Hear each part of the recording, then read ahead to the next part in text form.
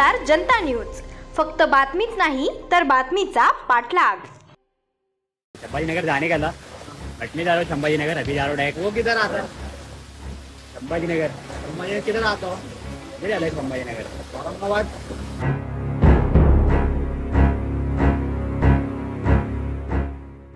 छत्रपति संभाजीनगर है।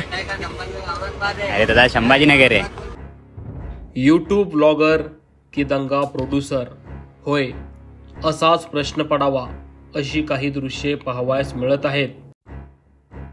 यूपी बिहार राज्यात ज्याप्रमाणे कायदा व सुव्यवस्था यांना केराची टोपली दाखवून लोकांना धर्माच्या अफूची गोळी चाटवण्याचा प्रयत्न केला जातो, तसाच प्रयत्न आपल्या सुसंस्कृत म्हणवणाऱ्या महाराष्ट्रात केला जातोय की काय अशी शंका यायला वाव आहे।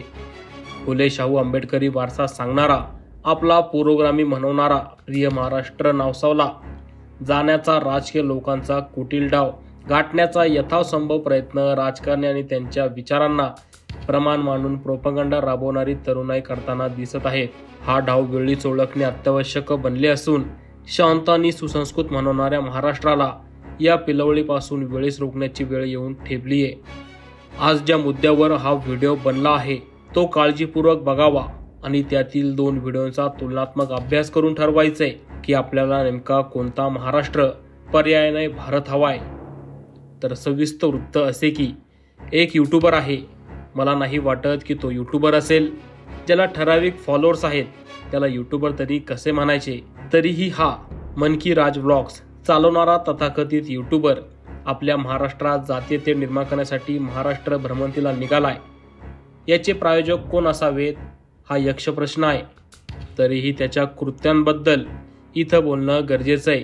तर हा तथाकथित ब्लॉगर एकीकडे दावा करतो की तो महाराष्ट्र भ्रमण करायला निघालाय, त्यात तो अनेक धार्मिक स्थळे व ऐतिहासिक स्थळांना भेटी देण्याचा पण मानस बाळगू नये असे सांगतो। नक्कीच आपला इतिहास व वेगवेगळ्या संस्कृती तथा लोकांच्या जीवनपद्धती जाणून घ्यायला हरकत नसावी आणि त्याच्या या प्रवासाची कोणालाही काही हरकत अन अडचण नाहीच आहे, पण ते आडून तो जे करतोय ते बघून अनेक प्रश्न निर्माण होत आहेत। हा व्लॉगर भ्रमण करायला निघालाय की नगरपालिका म्हणजे स्थानिक स्वराज्य संस्थांच्या निवडणुकीत ध्रुवीकरणात्मक वातावरण निर्माण करायला, जाणून बुजून मुस्लिम लोकांना काही प्रश्न विचारणे हेच त्यांचे उद्दिष्ट आहे की काय? निरक्षर व हातावर पोट भरणाऱ्या मुस्लिम तरुणांना हेरून त्यांच्याकडून हवे ते वदवून घेण्याचा मनोदय कशाचा उदाहरणे? जेव्हा तो व्लॉगर स्वतः म्हणतोय की गुगल मॅपवर तर असं लिहिलंय तसं लिहिलंय, तर मग तो लोकांना हेतुपुरस्पर रस्ता का विचारतोय? माहिती व तंत्रज्ञान व स्मार्टफोन हातात असूनही त्याचे असे जाणून बुजून लोकांना चिथावणी मिळेल या भाषेत प्रश्न विचारणे कशाचे द्योतक आहे?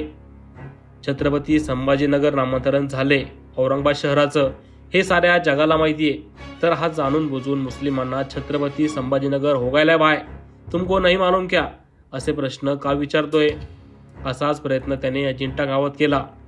जिथं सामान्य फळ विक्रेता होता त्याला विचारलं की छत्रपती संभाजीनगर किधर है? मुंबईहून फिरतेला आलेला मानून छत्रपती संभाजीनगर औरंगाबाद सोडून अजिंठ्याला का जावा? बरं असं समजूया की तो अजिंठा लेणी पाहायला गेला असेल, मग स्थानिक प्रश्न न विचारता बाष्कळ प्रश्न का विचारतोय? आणि त्याच्या व्हिडिओमधून जाणून बुजून मुस्लिम बहुल भागातच प्रश्न का विचारतोय? सामान्य फळ विक्रेता औरंगाबाद आहे भैया, छत्रपती संभाजीनगर का आहे वगैरे म्हणताना दिसतात हे, तेव्हा हा विनोदाच्या आविर्भावात सेल्फ्या का घेतोय? अजूनही नामांतरण झाल्यावर देखील 90% जनता सवयीनुसार औरंगाबादच म्हणते, भलेही ती कोणत्याही धर्माची का असेना। तर याला फक्त मुस्लिमच का दिसतात? मुस्लिम बहुल भागात किंवा शहरात अथवा मुस्लिमांच्या धंद्याच्या ठिकाणी हा जाऊन असले प्रश्न का विचारतो? याला इतर हिंदू बांधव संपूर्ण प्रवासात भेटत नाहीये का?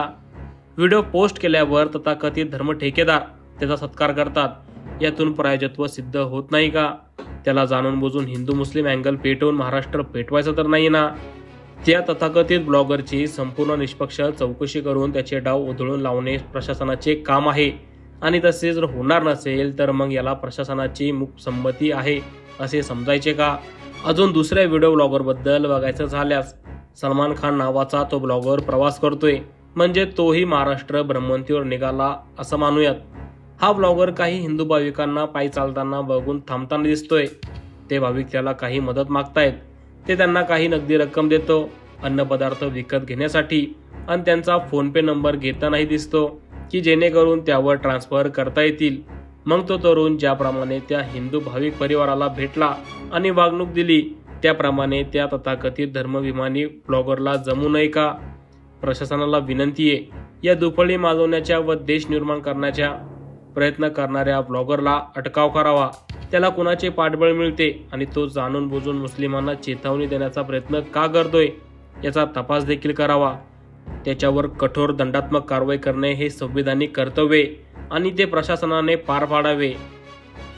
इथं या व्हिडिओच्या माध्यमातून आपल्या सर्वांच्या तर्फे मागणी करण्यात येते।